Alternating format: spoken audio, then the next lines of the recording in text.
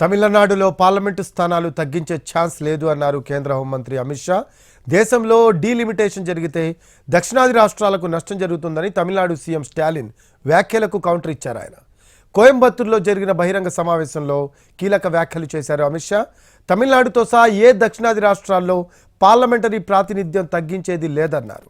అవినీతి పరులంతా డీఎంకే సభ్యత్వం తీసుకొని ఆ పార్టీలో చేరిపోయినట్లు అనిపిస్తుంది అన్నారు.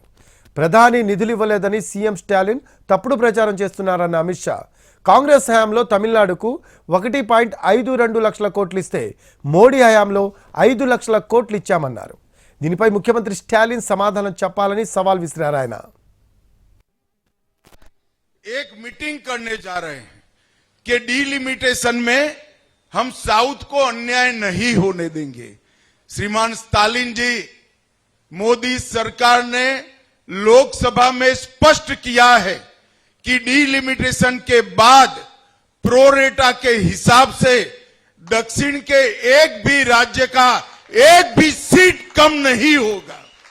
और मैं फिर से एक बार कोयम्बतूर की ये पवित्र भूमि पर से दक्षिण के सभी राज्य की जनता को आश्वस्त करना चाहता हूं कि मोदी जी ने निश्चित रूप से आपके सभी हितों की रक्षा कर डीलिमिटेशन में आपका एक भी सीट प्रोरेटा कम न हो और जो बढ़ोतरी होगी इसमें उचित हिस्सा दक्षिण भारत के राज्यों को भी मिलेगा.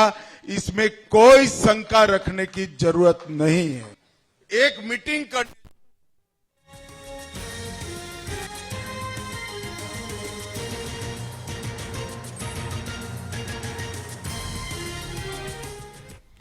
జనాభా ఆధారంగా నియోజకవర్గాల పునర్నిర్మాణం జరిగితే 2026 డీలిమిటేషన్ ప్రక్రియలో తమిళనాడు 8 లోక్సభ స్థానాలను కోల్పోయే అవకాశం ఉందని స్టాలిన్ అన్నారు. 8 లోక్సభ స్థానాలను కోల్పోయే ముప్పు ఉండడంతో సీఎం స్టాలిన్ అఖిలపక్ష సమావేశానికి పిలుపునిచ్చారు.